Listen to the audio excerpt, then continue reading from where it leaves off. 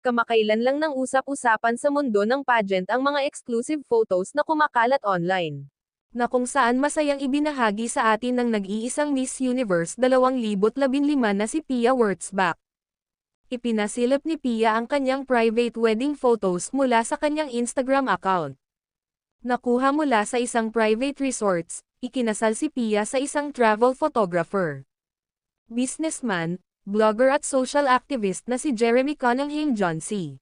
Si Jeremy ay isang American national, siya'y lumaki at ipinanganak sa New York, USA noong 1986. Si Jeremy ay nakabase ngayon sa Britanya, nasa 37 years old na siya sa ngayon. May taas na 5 feet 11 inches, may estimated net worth na umabot ng $5 million. Nagkakilala sila ni Pia sa isang restaurant sa London and the rest is history. Ikinasal sila May 5, 2020